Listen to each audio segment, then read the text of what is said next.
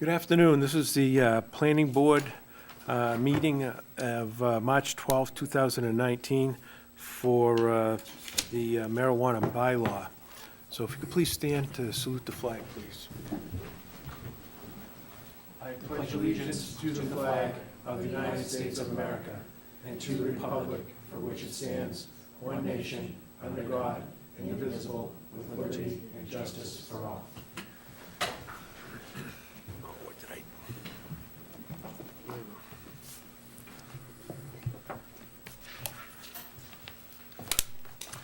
All right, Stephen, could you... Yes, sir. We're going to Mr. continue Chairman, with a hearing on the we are marijuana here this bylaws. evening to discuss the marijuana overlay districts that are being proposed to this board for endorsement to town meeting. We have approved the preceding 7 amendments or articles, and we are on our last in our recommendations. The text on the screen behind me and on my monitor is the proposed bylaw for the MOD zones. Joining us this evening is Amy Quissell from KP Law, instrumental in assisting us prepare the content in the early draft for this. With that, Mr. Chairman, I will punt to the board. Anything to say, Amy? Oh, no. I have here also Google Earth images of the 2 areas that we're discussing. In North Carver, we're discussing north of Shaw's to the town line, where Tractor Supply is located roughly. And for South Carver, that'll be the location for retail. We propose Seepit to the town line. And this button here, this census indicator, is the last residence in Carver before you transcend into Wareham. Mr. Johnson, who lives at that location, is here this evening and would like to share his thoughts on the proposal. Could you just go back to that first for the North Carver again? So the length along North Carver is about 2,100 feet, and it's parcels on both sides. Inside your packet is a list of all of the addresses that are impacted, or at least suggested to be impacted by the overlay.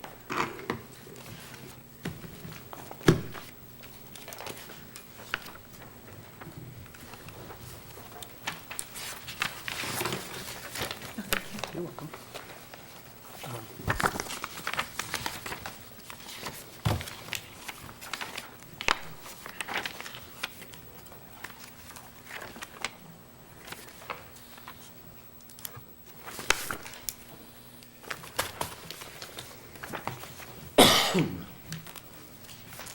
So did you say that we had somebody here that, is there somebody out in the audience that wants to speak?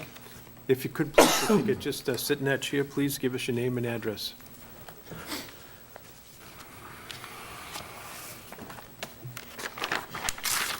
Hello, everybody. My name is Nathan Johnson. I live at 367 Tremont, where he had, Stephen had pulled up on the map there. I don't know. I know it's part of the overlay. My suggestion is to move it back farther into Carver. If you can see, I don't know if you can zoom in on that or not. There is a slight bend right in front of my house here. Yep. And we built the house 10 years ago this October. I've seen at least 8 bad accidents. One of them was a fatality. I've seen a lady get hit by a guy and he flipped her car over and a little kid had a major laceration across his face. I don't think you should have anything on that side of the road, any sort of business whatsoever. It's already, those are our family cranberry bogs behind it. Even pulling out with just a truckload of fruit can take 10 minutes in the fall. It's just a very busy area, and I don't know why there's so many accidents here. It's just a slight turn. I can't figure out why people, I've seen cars sliding on their roofs in the middle of the night. I've seen cars in the middle of the night try to turn around, and right in the middle of the day, turn around in my driveway, get hit. It's just a very bad area to put anything on the other side of the road. I know the other side, I know across the street from me is for sale. I don't know for sure what the deal is with that. I just know that I wouldn't put a business over there. I would, let alone a house. In fact, knowing how bad it is there, I might not have built my house there, even though I wanted to live on my family bogs and property, like I grew up there, working on those bogs, so I wanted to be out in the woods alone. You know, I kind of like the living in the pine grove in nature. I don't know if I would have built there if I knew that the traffic was that fast. You never notice it until you live there, because you're in the bog, you don't pay attention. But I don't know why people fly down there or what, but I would like to move the overlay away from that area, because I don't want to see more accidents. I have two small kids. I have a 7-year-old and a 4-year-old. And they're smart. They know to stay away from the road, but I've seen people flip a truck into the woods right in front of my house. I'm actually glad I left. There was conservation wanted me to leave it anyways, so I'm glad we did. But I've had trucks flip into the woods there. Like, I'm glad that's not a front lawn. I don't think it would be a good idea to put that business over there. And I just wanted to see if we can change that overlay to not have that be part of it. That's all I got. Okay, well, thank you. I mean, it's, how long is the overlay district, Stephen? How many miles It's is a that? 1.5 mile from Seepit to the town line. Yeah, so we got 1.5 miles of road there that this may never come about, That's you what I'm don't hoping know. for, is that it never You don't comes know, but it's 1.5 miles of road, and to think that just right at that spot, there would be something there would be kind of, remote. Even at that, if somebody did propose something, doesn't necessarily mean it's gonna be right on top of the road. If those are large parcels of land, it just could be a driveway going to a parking lot. But we don't really know how this is gonna go. I just wanted to voice my opinion on it, that's all. But it's good to know. I mean, it's good for, traffic enforcement or whatever. I mean, if there's problems down there, maybe the speed limit should be reduced, or maybe there should be They're not something done. following the speed limit, believe me. Yeah. These accidents, they couldn't happen at 55 miles an hour. I don't even know if it's 55 over there. They're flying. So I'm glad my house is built off the road, but I just wanted to voice my opinion on that because. Sure, no, I understand It's your just concern. not, I'll openly admit, I'm not for having recreational marijuana shops in Carver anyways, but we're already past that point, so. Well, it is- unfortunately, if we don't do anything, if we don't have a bylaw, or if we don't have an area to put it in, then it can go anywhere in Carver. Yep, no, So I that's what totally, we're- that's what I mean. I know it's coming, so I just Yeah. wanted to voice my opinion that that would not be an ideal spot for it. Sure. Even if something did come up, in site plan review, we'd kind of have to take a look at that, whether that would be an acceptable place because of traffic concerns there. I mean, that would be a reason that, something like that might not happen if something came up. So there are other Sure, avenues no, to- I mean, to you follow. can, the site plan review, you can go look at how many times that guardrail's been changed and look at how beat up it is already. Yeah. They just bounce off it. I don't know if they're texting, they're drunk, but they're just ping pong all over that thing. I mean, to put a building on the inside of that corner would be even, you'd never see oncoming traffic. So, This is what the board. that's all I got. Well, we do appreciate you coming before us. Thank you. Through you, Mr. Chair, before you step away, at the last hearing, I expressed concern about the houses down in South Carver on either side that were impacted. And if you guys remember, I suggested moving the northern boundary instead of from Seepit, starting it to Erickson's, because there were a lot of residences up towards Seepit. And then I also raised concern with what is your house and the house across the street, having it really close. Someone might not want this as a neighbor, so I already had that concern last week, and hearing about the traffic concerns, maybe we should consider taking the lot that's directly next to your house out, or setting some kind of distance from residences, because I was concerned with the proximity to houses, and And now there's an added layer of concern. Because I've looked at that as well, and I realize I am going to be, maybe my neighbors as well, my only neighbors, or we're by ourselves, so I know that I'm basically saying, no, I don't want it in front of my house, put it down with someone else's house, and I understand that I'm probably going to lose that. I'm just saying, as a safety thing, it's not a good idea to have it down there. Yeah, no, So- and, but No, no, just, so I- you know, in general, last week, I suggested that it stay a little further from residences more, because there is that stretch of road that's over a mile. Sure, So, yeah, and I appreciate you adding the safety concern too. okay. Right, thank you. Thank you.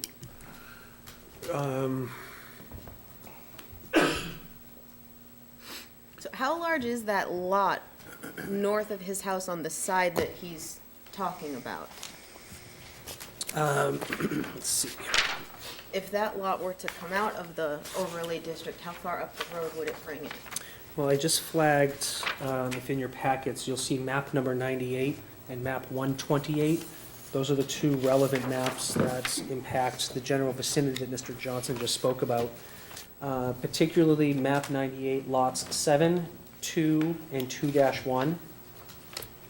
Map 128 lots 7 and 6. Jen, lot 6 on map 128, which is, I believe, Mr. Johnson's lot.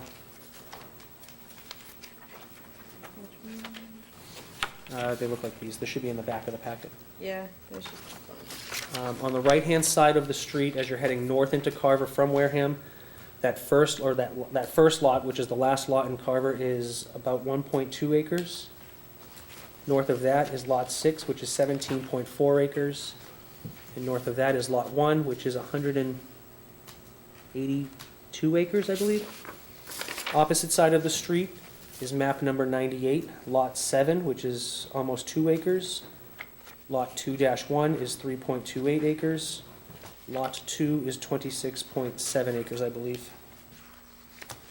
25.7.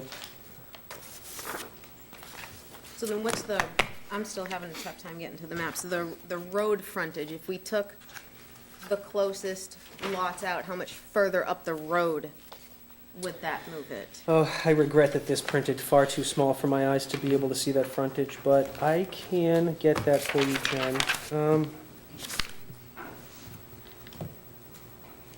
Yeah, let me if we- do some digging on that.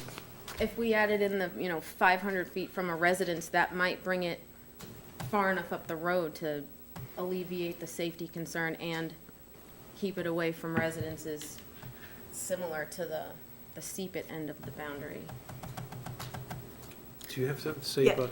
thank you, Mr. Chairman. Unfortunately, you cannot set a boundary to residences. The boundary can only be to places where children commonly congregate. So I understand that we are creating, we're talking about the actual overlay. My concern is that language that says anything about a buffer zone to a residence would give it, there would be a red flag. I think your better bet is to take out the lot to create the buffer, if that's what you're thinking to do. Okay. In the residence, but we can't just zone them away from residences. Okay. Then I think we might want to explore the lots directly north of his property.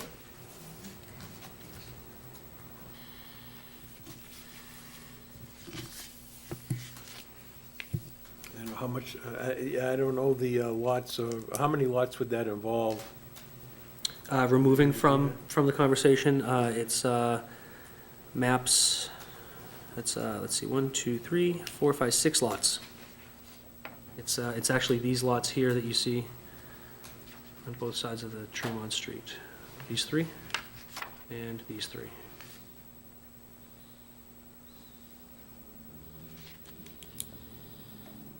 So on your list that's contained in your packet just before the maps themselves.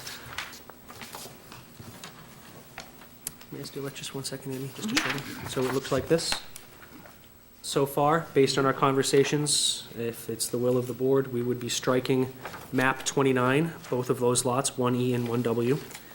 And we would strike 98, excuse me, map 98, lots 2, 2-1, and 7. And map 128, lots 6, 7, and 1. So about how many acres is that? How much we taking out, I wonder, out of the overlay? That's 17 and 1.2, so call that 19 and change. 21. 24, and probably 50 acres. Because Lot 2, map 98 is 25.7 acres, it seems.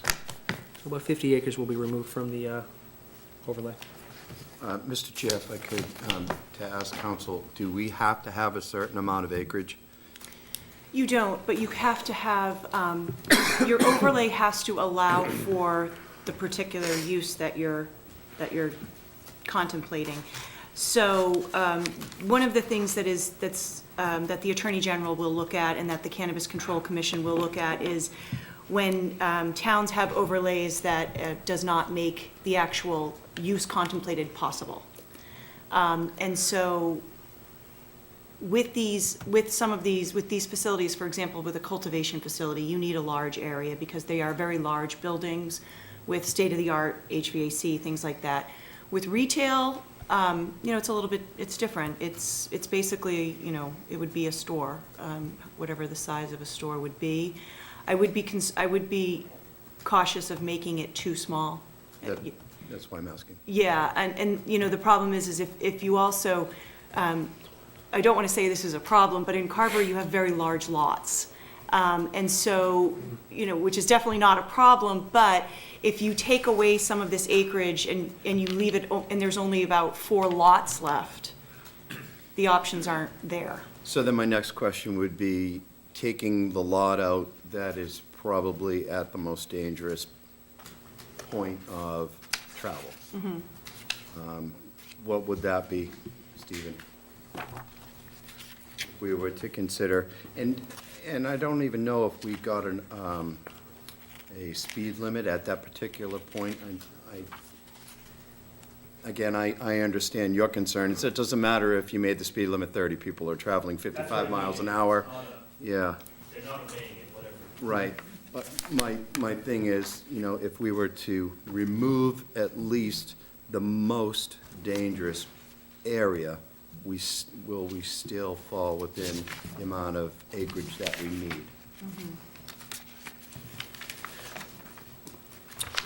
Mr. Robinson, at that end of Tremont, we don't see another building heading northbound from the town line, passing Mr. Johnson's property until we reach Berry Guys. I'll pull that up Okay. presently. Very little built environment in that part of town. Frankly, that's one reason why we were focusing on, so this is Mr. Johnson's residence. Can you confirm that, Mr. Johnson? I'm on the other side of the street. Oh, you're on the other side of the street, right? Right. So then my next question, Mr. Chair, would be, if Mr. Johnson is the only one here in the public at the moment, with this concern, would it be possible for us to remove his lot where he is concerned that is dangerous, opposed to several others? Considering that his lot is already developed with a single-family residence, that would be reasonable Okay, to remove his lot from the overlay. okay, thank you. Mr. Chairman, if I may, to further address Mr. Robinson's concerns, I think he's absolutely correct. One of the reasons about the traffic and the concern for public safety, one of the reasons we proposed the segmented or bifurcated overlay districts in North Carver and South Carver is partly because, where's this God voice coming from? Partly because of our concern with the traffic conditions that exist today in North Carver, especially as folks are trying to gain access to New England farms. It does create some unsettling and unnerving circumstances for motorists. If Mr. Johnson is bringing this information to us, if that is in fact an area of concern for motor vehicles and travelers, I think it would be detrimental, frankly. It would be antithetical to our very purpose for having the segmented overlay districts. With that said, however, I would be curious to know what traffic calming things we could do if an applicant were to come in for a site plan and a special permit for this use. I believe we have some creative controls that we can employ with regard to making sure that an applicant is presenting a safe project. There can be limitations on delivery times, staggering deliveries, things like that. Mr. Chairman, through you, are we allowed to restrict the days of operation, including not allowed on Sundays? No sales on Sundays? So far, yes. Okay. I will say that the common hours of operation for retail stores have been kind of in line with pharmacies, not meaning 24-hour CVS pharmacies, but something along the lines of 8 to 6, something like that. Is that you? Is you okay? Can we limit just the cultivation to South Carver? Or do we have to have that cultivation and retail to, So in South Carver, Mr. Hoffman, we're proposing the retail use in South Carver and the cultivation use in North Carver.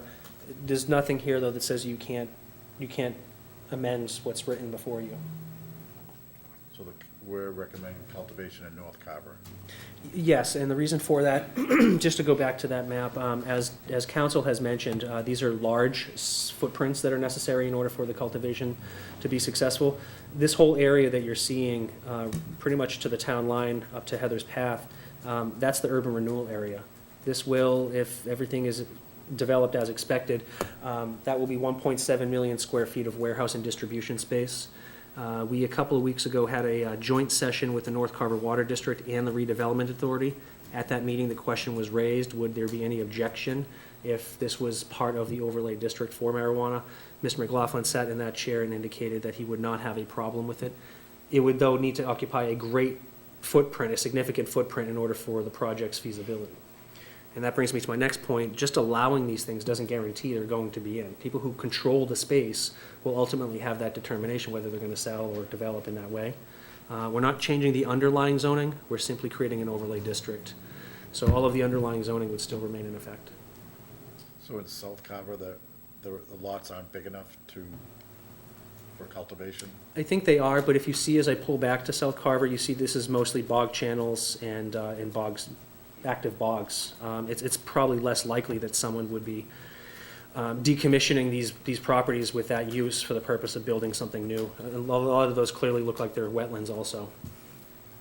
So it's probably less likely to see that size of a development in South Carver. South Carver also has some built environment that could benefit retail use. You see here just north of Berry Guys, there's that plaza that we discussed last time. Jen, do you recall the name of that church? Crossroads? Crossroads Church, right. So there's a plaza there with some vacancies. Furthermore, further up, you have the Dunkin' Donuts Plaza with some additional vacancies in there. So the built environment already exists for this type of use. You see here, the plaza here, next to Crossroads. And then further up still, we have the Dunkin' Donuts Plaza with some vacancy in here. And further up, we will be reaching the interchange with Main Street, where the Vape Away Plaza is located. We're Little Red Smokehouse.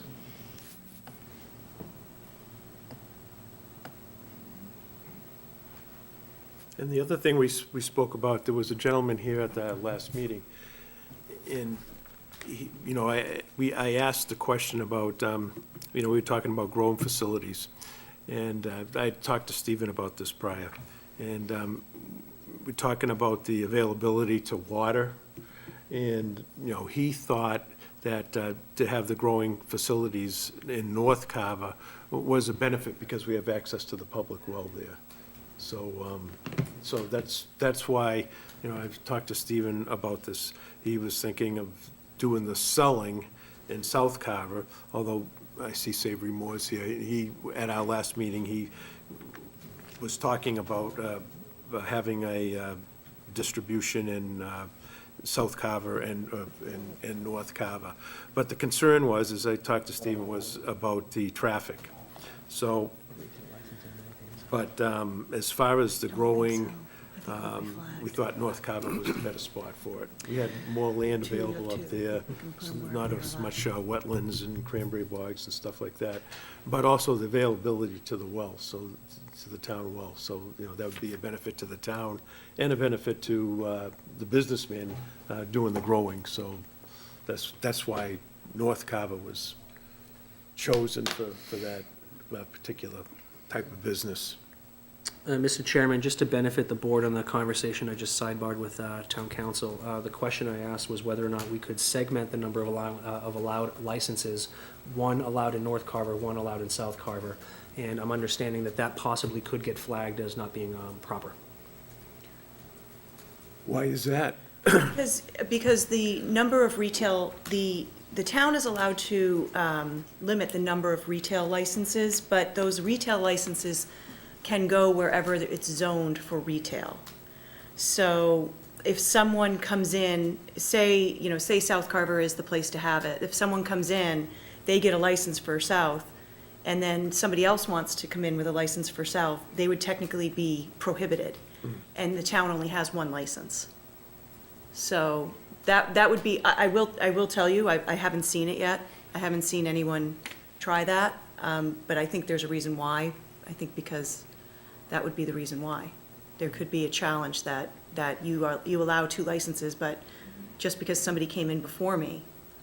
Excuse me if I may, but did we not discuss this before, that we couldn't have just one license due to the fact that, Right, so we have to have two? yes, Okay. 20%, over 20%. All right. Yeah. But what you're saying is, in that instance, we're not going to have one in South and one in North. They would both have to be in South. Or no limit.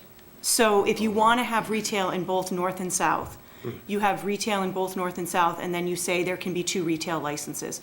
So if it ends up that there's one in North and one in South, that's the way it ends up. If there's two in South, there's two in South, two in North, two in North.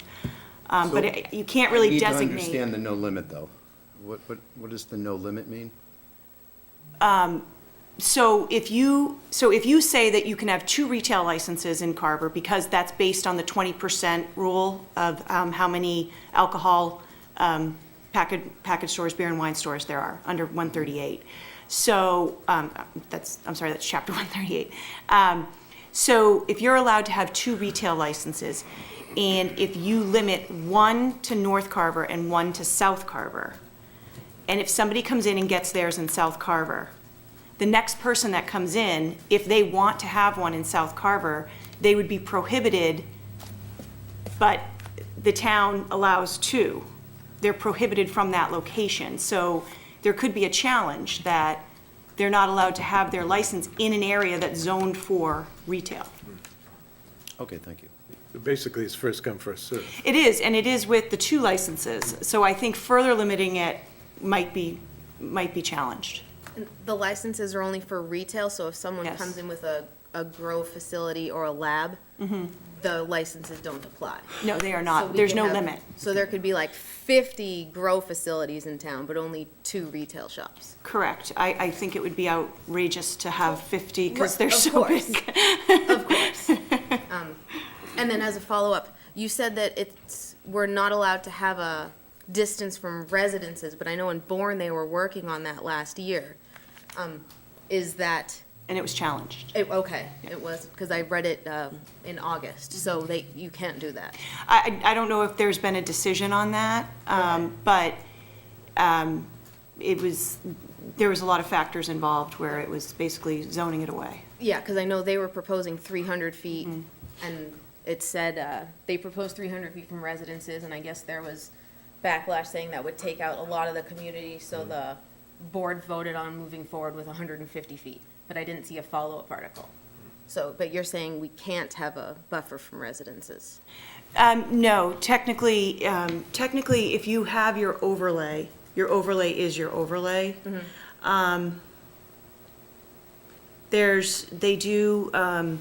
One of the things, which I think actually is in this overlay, is for a cultivation facility, that it be 50 feet from a property line that abuts a residential property. You could do things like that, but I don't think that you could knock properties out with from residences. Okay. And if we were to do that, I think we'd have to go back to the drawing board, only because we need to make sure that we're not zoning it away.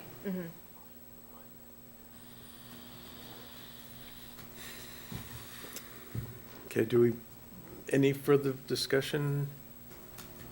Have you guys thought more about having the retail move north too? I mean, I said last meeting, I kind of struggled with the idea of having them segregated.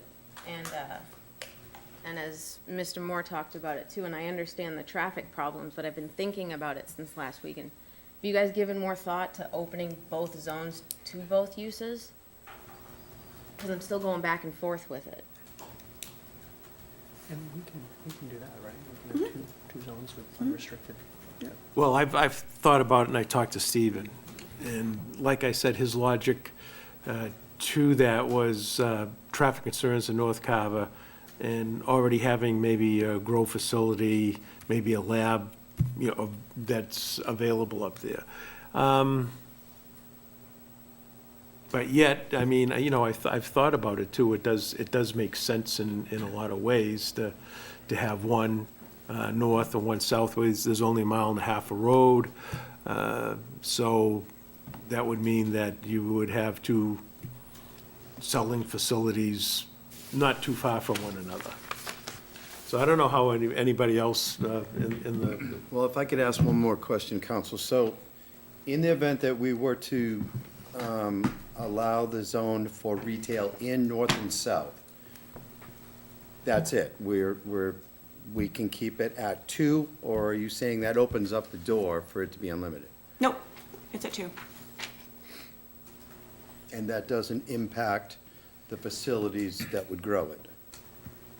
No, you would have, I think you would have all marijuana establishments allowed in either overlay zone. So there would be no differences. So you could have cultivation north and south, you could have retail north and south, you could have labs north and south. Any marijuana establishment would be permitted. Since we talked about the traffic concerns in South Carver, again, it got me thinking, I understand the traffic in the north, but if we were gonna have traffic studies for the south, we could have traffic studies for the north, and if someone presented a shop up there and we were that concerned, that would be grounds, I think, to not allow the shop or add conditions, because the safety is part of it. So the more I think about it, the more it might make sense to open it up there. Stephen, has anyone approached the town, or do you know of any ideas of someone wanting to put in a a cultivation facility or lab in North Carver?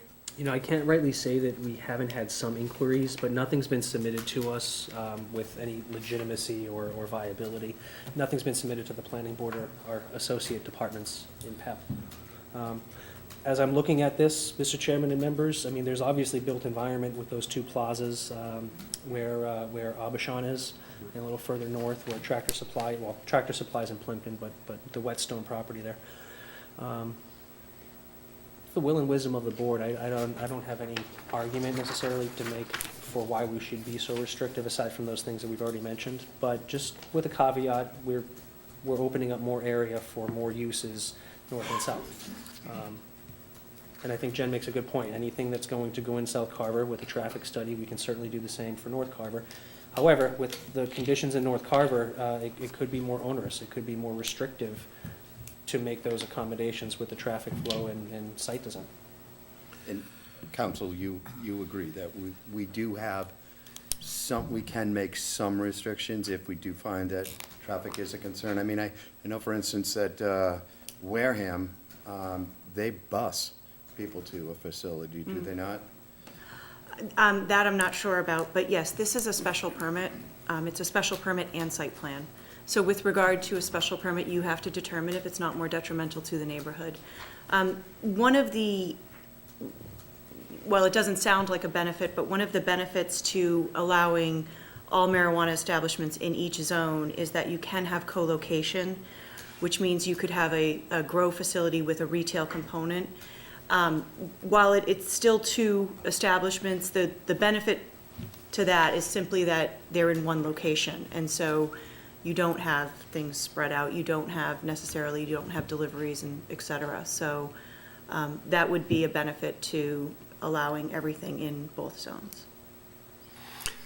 but no matter what businesses we have, I mean, these are North Carver, South Carver, businesses are gonna come there where they can, where they're zoned. We're always gonna have to deal with traffic. I don't care if it's a hamburger place, if it's gonna be a hardware store, or if it's gonna be a marijuana store.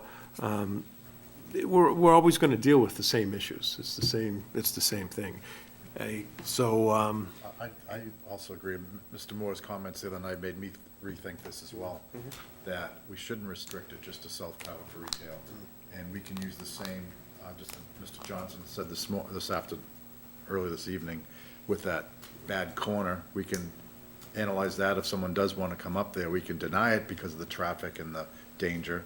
And the same in North Carver, something that, someone wants to propose something that we don't feel is a good fit, we, safety reasons, we can deny that as well. So I agree, you did make me think a lot more than I thought I was going to on this. But I don't think we should. I agree with what Jen had said earlier. We shouldn't really restrict it.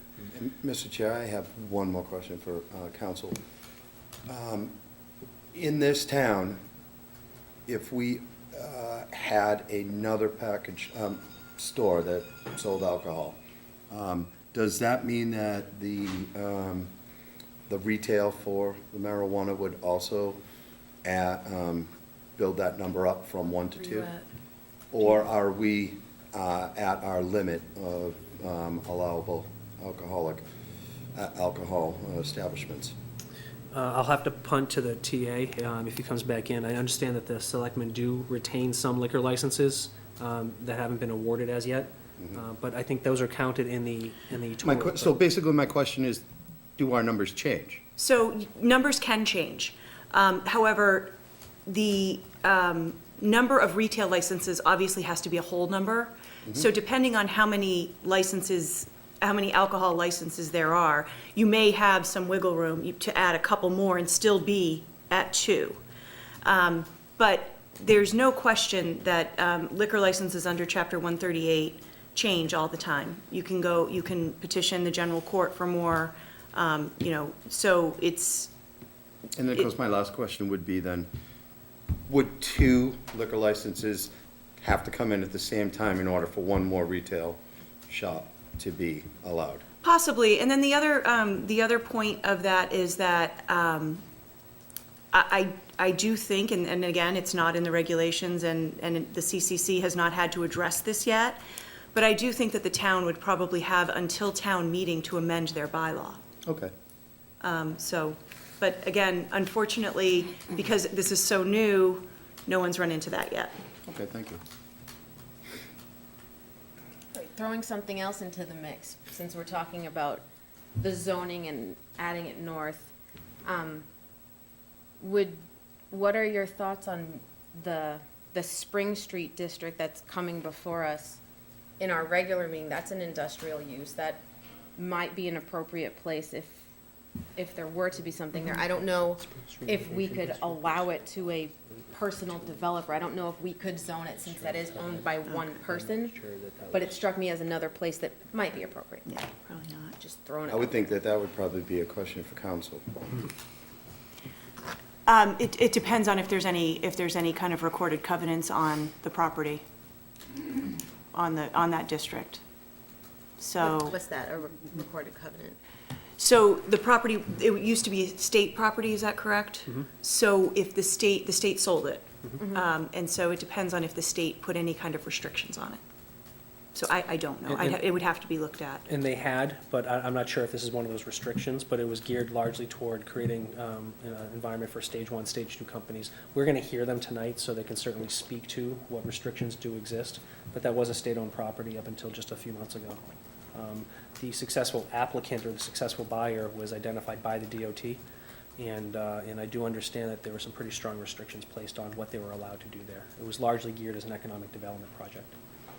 And the other thing, if I may, Mr. Chairman, the other thing that I think is important to note is that, and someone brought this up earlier, is that if we don't get something on the books, then these establishments can go anywhere.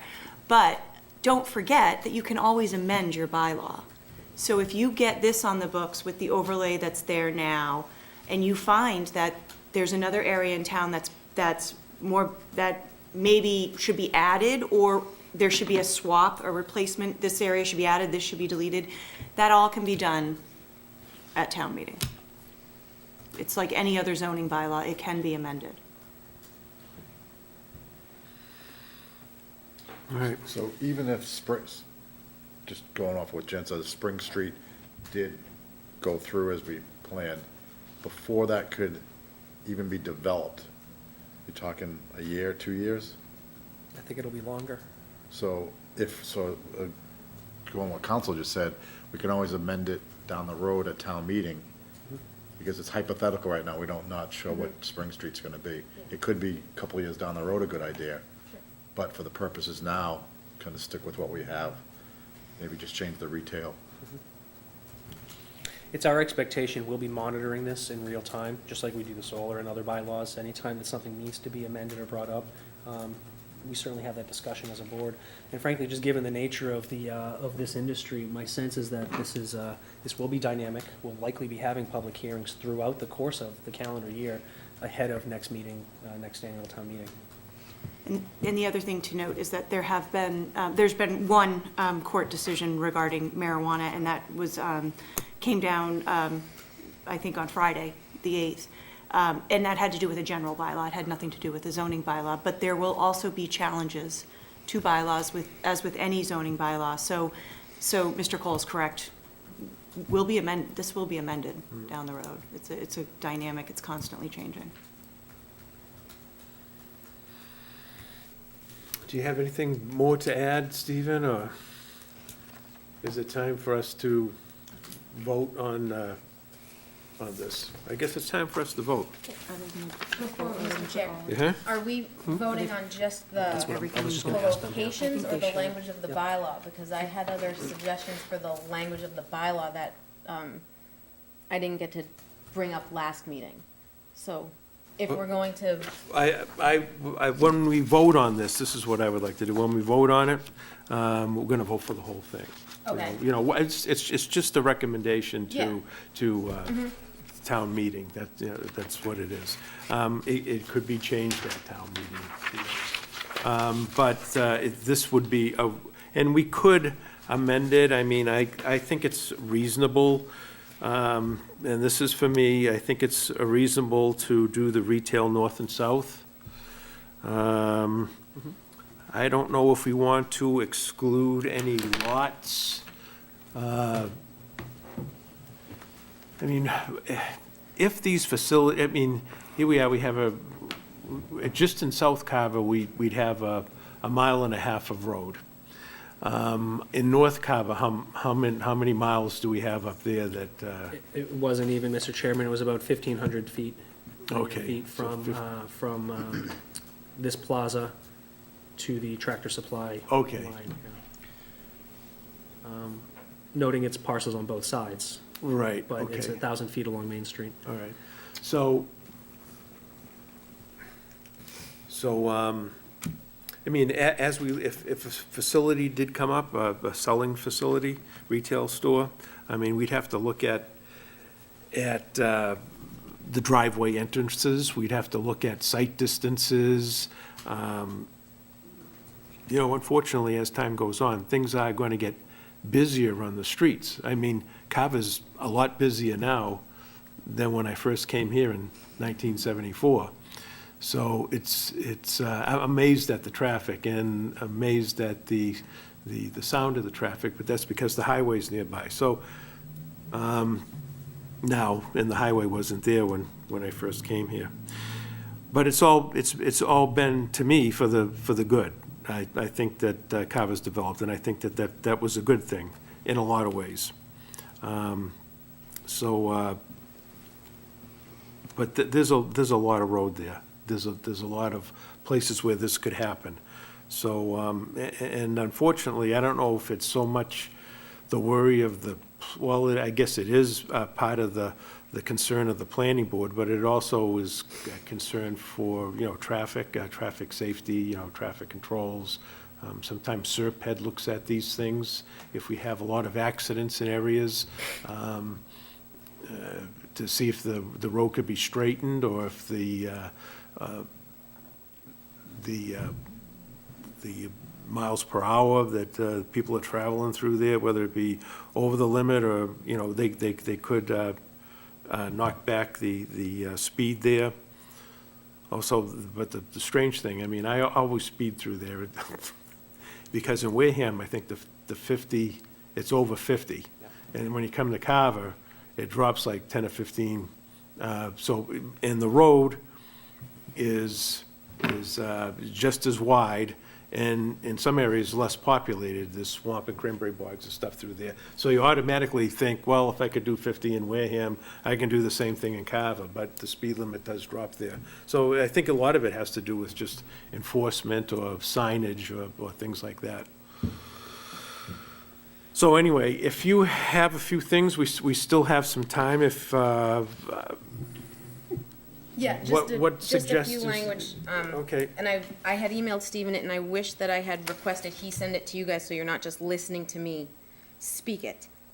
So if you want to see it, I can ask him to do that, but, I guess the big, one of them involved, a resource plan for all marijuana cultivators shall be submitted to the planning board and board of health to demonstrate best practices for waste disposal, use of energy, water, or other common resources, and to ensure there will be no undue damage to the natural environment. Organic practices for adult use marijuana cultivation are required. Provide narrative of organic pest control being used, as well as detailed information on all chemicals, fertilizers, etc., being used within or on the same property as the marijuana establishment. And there's a little bit more about the system. I found that interesting in another town because we have an important water supply that should be protected, so I liked the idea of requiring organic cultivation use. So I would like to see that included. So we're not worried about it seeping into the water supply. That's not unreasonable. And again, these things I took from other towns. The last hearing I brought up requiring the architectural drawings of the exterior building facades, and Stephen had asked where it was from. It's from Middleborough's bylaw. So Middleborough passed that, and they require the architectural drawings. So it can be done, and it's being done by our neighbor. So again, I think it's reasonable for us to want to do it. One kind of specified on safety, but the operating hours, I saw a common theme for the operating hours on Sunday to be noon to 6 throughout communities in the state, so I would recommend adjusting Sunday's hours noon to 6. I know Wareham is noon to 6, 7 days a week. I forget what our proposed Monday through Saturday hours are, but I would propose changing Sunday noon to 6 to be in line with others. Jen, just to interrupt you, I have your conditions up over my shoulder. Okay, do you have the newest email that I Yeah, this sent you on? This was it from the 10th, Sunday at 7. In an effort to, it started with, yeah. Yeah, okay, so that's it right there, guys. Yeah, so the Sunday hours, noon to 6. The contact information, we had asked for contact information for one person in case of an emergency, and I saw a theme with other towns asking for contact information for 2 people. I don't see any problem with asking for more contact information. It added details on what a nuisance is. I liked one, I'm not sure where it is there. So kind of in the middle of the page there, marijuana establishments are prohibited from use of on-site self-service displays. Self-service displays are defined to mean displays from which customers may select marijuana or marijuana products without assistance from an employee or store personnel, and include vending machines. I'd like to include that we don't have retail establishments that use vending machines and require you to interact with a person. I think that would The have to state be doesn't anyway. allow that. Now, if I could, and we're voting on places, and this is farther down the road. No, we're voting on the whole bylaw, the language and the placement. So my thinking with all of this is trying to create a strong bylaw and a strong starting point, knowing that we can change it down the road, but since we know in the next year we're probably going to have projects come before us, I'd love to see us start with something kind of strong and well thought out. One of the things that I felt most strongly about is below that. The proposed use shall not display on-premises signage or other marketing on the exterior of the building or in any manner visible from the public way which may promote or encourage the use of marijuana or other drugs by minors. I saw that in a few towns. I know that our proposed one says, you you have to follow the town's sign bylaw, and we can propose other restrictions. But other towns specified that you can't tell what's going on inside the building from the outside. So when you're driving by it, it's not obviously clear that it's a marijuana facility. That the branding, that when you drive by Quickies or an alcohol store, you see all of the different liquor signs on the outside. Other towns have kind of specified that it has to be discreet.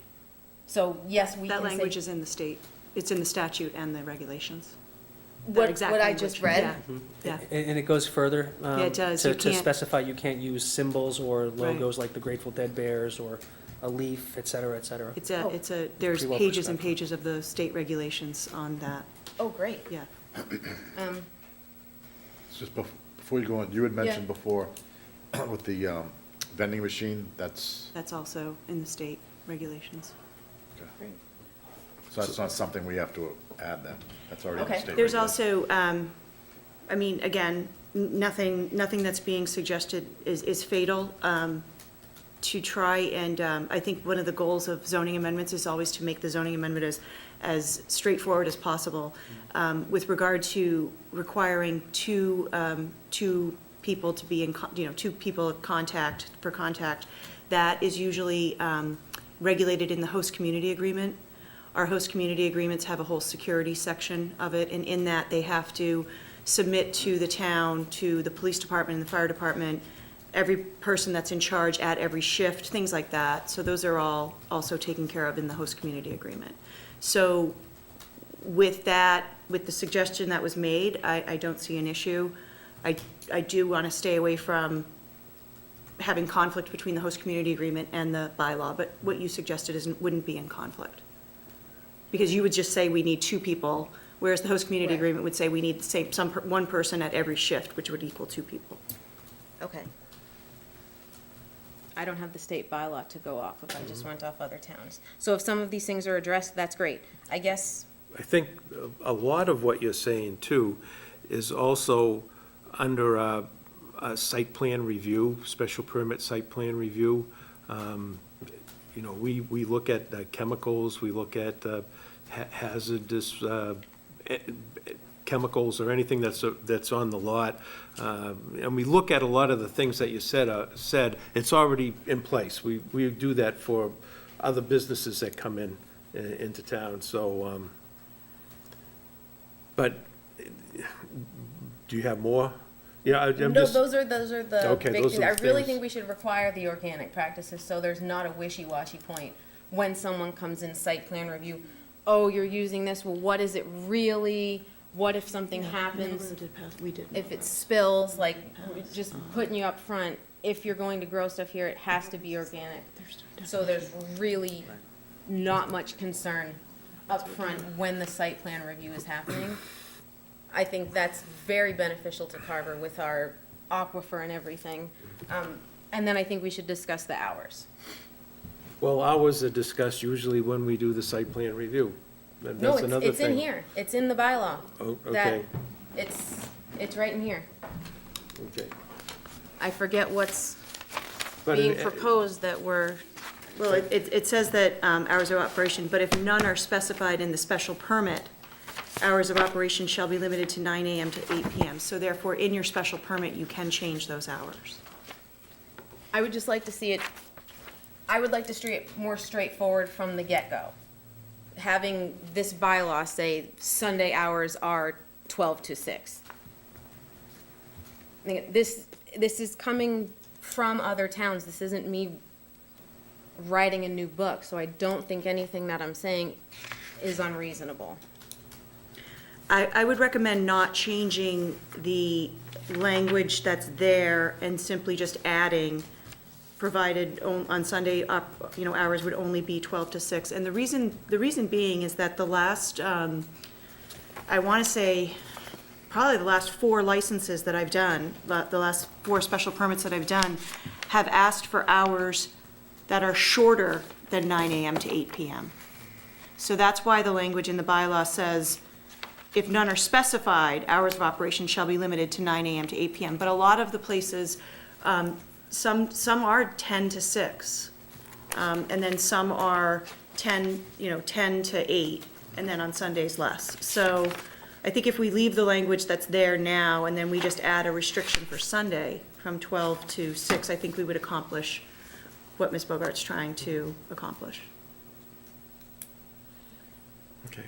And as far as the pesticides and things that she had mentioned, is that covered by any state bylaw now? The issue that I have with that language is that there's, in the state of Massachusetts, there's technically really no definition of organic. So, I mean, and how would it be enforced? I'm not really sure how it would be enforced. The actual license from the Cannabis Control Commission, they really have jurisdiction over how things are grown. Again, I don't think that it's a fatal, a change. I don't think it's going to make the entire bylaw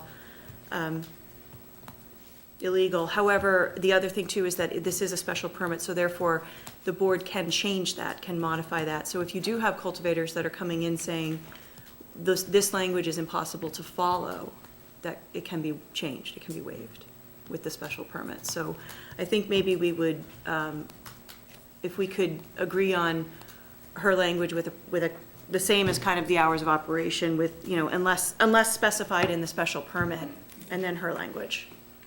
I think that would probably work. About the natural fertilizer or just the hours? The fertilizer, the organic component. I mean, I just don't want it to be too restrictive. I mean, Right. it's an inside grow. It's inside of a building. So it's not like we're doing this outside where it's going to enter the water table. And most of these facilities, almost all of the systems are closed systems. So the HVAC, a lot of the water is a circular system. So, I mean, I have seen it before. I have seen that before, so. But I do question how it would be enforced, so.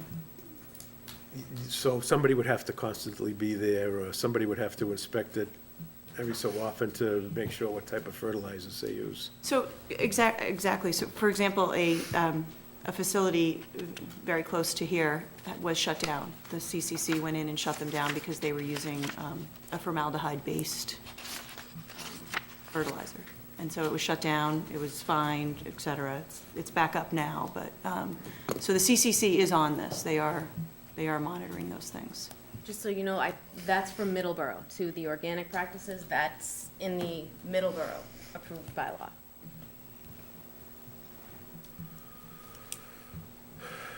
Right. I mean, how does everybody else feel about that? Do you think that the organic fertilizer is an important thing, or a good thing, or?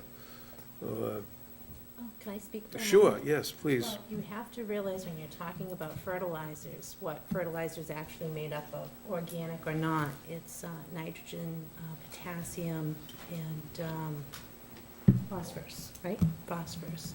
So these are the things that potentially could contaminate, but you did say that most of the systems are closed. So as long as they're not leaching into our water table, that's the thing I think that Middleborough is probably trying to prevent by saying organic. Fertilizer's fertilizer, that's what makes up fertilizer.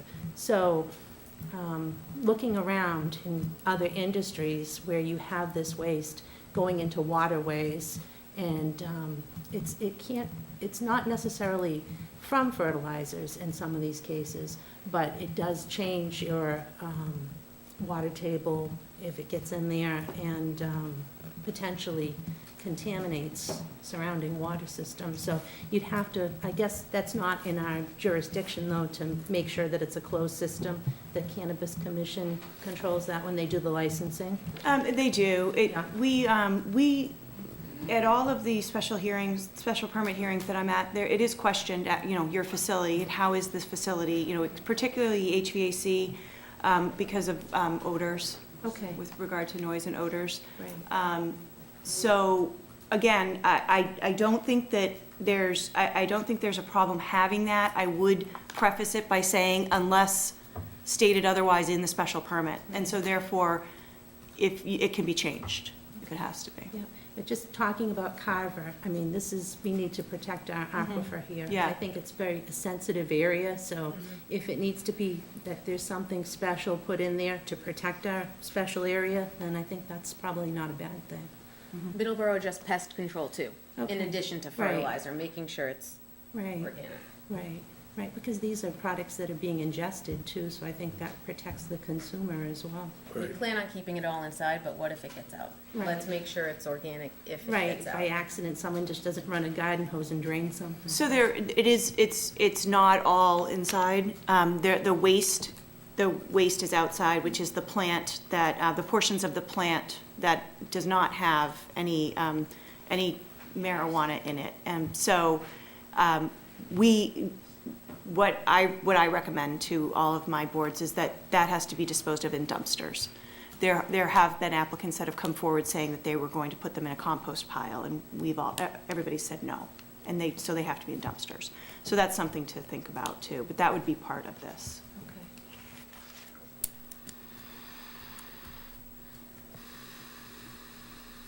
Anything else?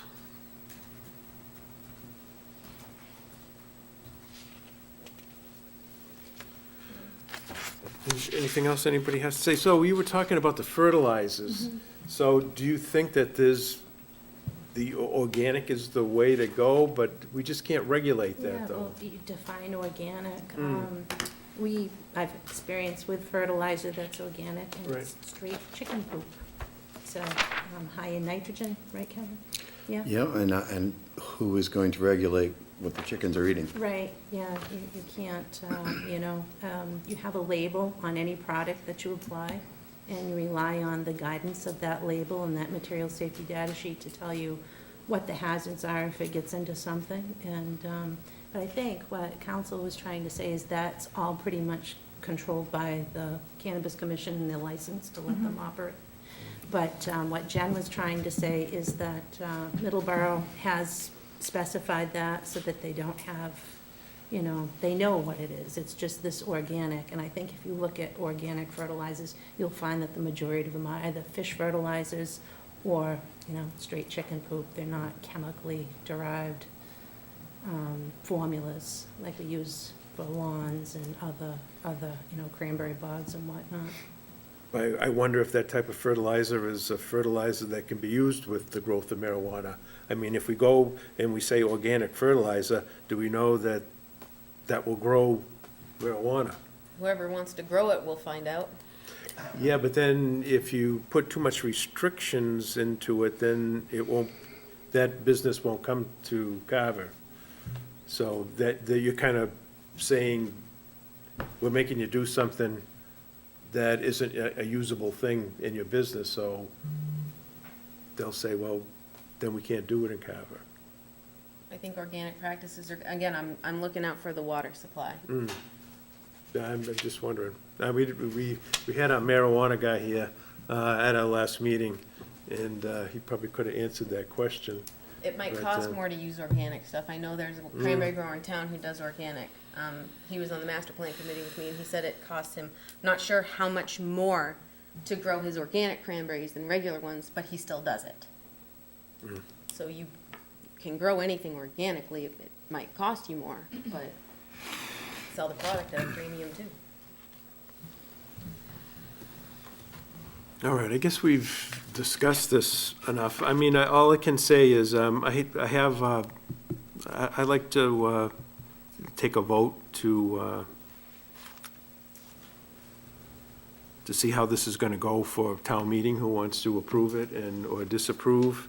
I mean, I think the retail north and south is probably a good thing. I mean, And that's an easy change yeah. in the bylaw. There's only one paragraph. that we can Right. change. I think the Sunday hours, 12 to 6, is very reasonable. We can make that change. The only, Mr. Chair, I would like to consider Mr. Johnson's concern of excluding his lot. okay, yeah, we could do that, I suppose. Could we exclude? Counsel, you Mr. did say that we Johnson's could exclude a lot, but not an area, right? Correct. If his lot, if there's a lot with an established single-family house on it, And it's more, it doesn't matter if he was gonna put up, the point I think he was getting is that whether it was gonna be a hamburger stand, or whether it was going to be a flower stand, or whether it's a retail marijuana stand, he's concerned that the traffic that is not a good place. And is this lot at the end of the overlay? Is his Yes. lot- So that's fine. Okay. If we were plucking out one lot in the middle of the overlay, I'd be a little concerned for reverse spot zoning, but here. it's at the And that's end. exactly why I'm asking you that question. No, like I had said, if it was in the middle. I don't wanna open up a taking can of down, worms for this that would to be happen down the reverse road. spot zoning, but here, if it's at the end. Sorry, Amy, you did ask me a very specific question. I believed it was the very last, but there are two other parcels that are further south, or lots further south. So if we're going to take out Lot 2, we should probably take out 2-1 and 7 Yeah. as well. Yep, and they're small, so I would take them out too. Okay. Did we move the northern border down to about Erickson's, away from Seepit, because there are the houses up there like we discussed last time? It was discussed, was that if that was the will of the board, I'll identify those parcels presently, and I will make sure that they are also stricken from the overlay area. I don't know if that's a concern. I mean, those people didn't show up here tonight. I don't know, is that a concern for anybody? Do you think we should take out those lots, or what? Well, in my opinion, we're here to represent everybody. I think I've said it on a different project, I don't think it's reasonable to expect someone to show up to every meeting to kind of voice concern about their specific area. That's kind of why we're here. And like I said, I don't think this belongs in a residential area, so just moving it down the street a little bit, like we discussed last week, still left a wide open area. I'm personally more concerned with his point of view that is a dangerous area where his particular lot is. That's where I'm at with that. I don't want to limit much more, because I don't want it to just end up somewhere, anywhere. So I want to take his concern based on traffic, based on how dangerous he brought it to our attention that particular area is. It doesn't move it that far south, to just move it below the homes to Erickson's where the businesses start. How much would that eliminate? Do we know? Well, I'm trying to ascertain that, but, I believe you said another 19 acres. so if we were to take out, well, If you look at Google Maps, you'll see there's just a few houses. so parcel, map 95, parcel 6 is 34.6 acres. 6A is another 3 acres. 3 is another 20 acres. 8 is another 15 acres. This is significant amounts of land. It's not much frontage and it's in the middle of homes.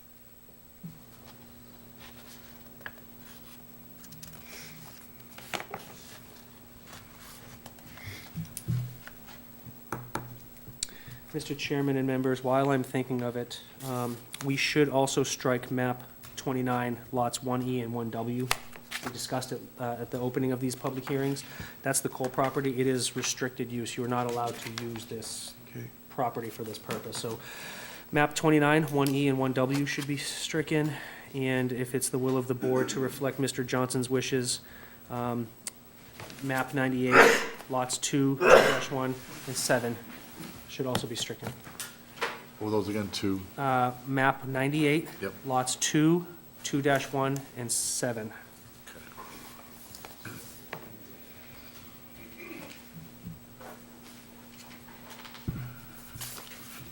All right.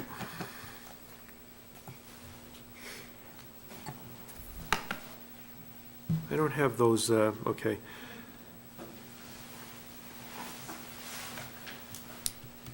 Okay, right.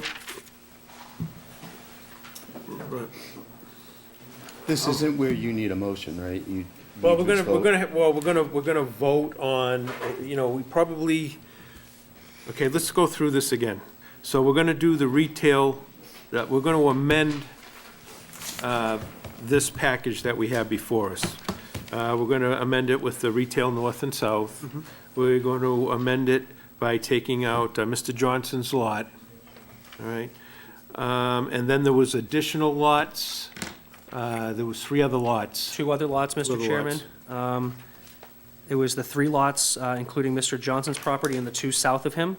And on map 29, lots 1E and 1W, more commonly known as the Cole property.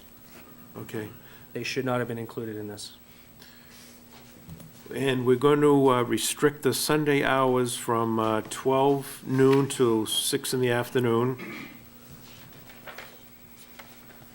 And I guess we're going to go with the organic fertilizer. Is that,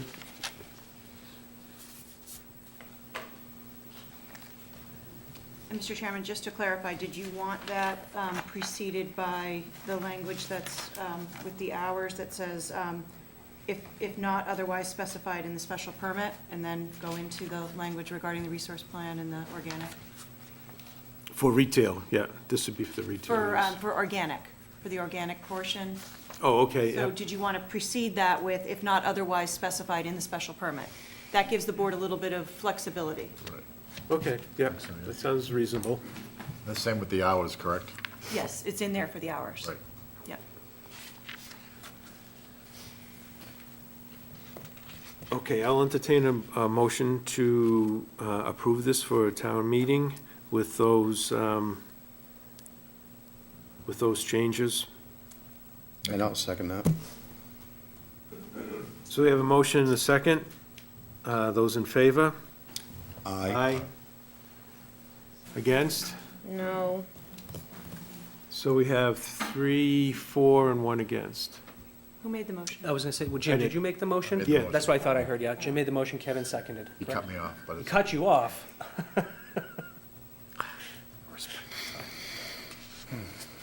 All right, so it's, I guess that, So it was, we 4-1. are we all set? And Jen did. Oh, so we got 5 minutes for our next meeting, so entertain a motion to I'll entertain a motion to end this adjourn. meeting. You'll entertain the motion? No, I'll- All right. the board of selectmen are voting on the. I'll make the motion to close the public So- hearing on the zoning amendments for town meeting. I will second that. But, So you have motion and a second, those in favor? Aye. Okay, thank you. That's one of the things about driving in the morning. oh, yeah. All right.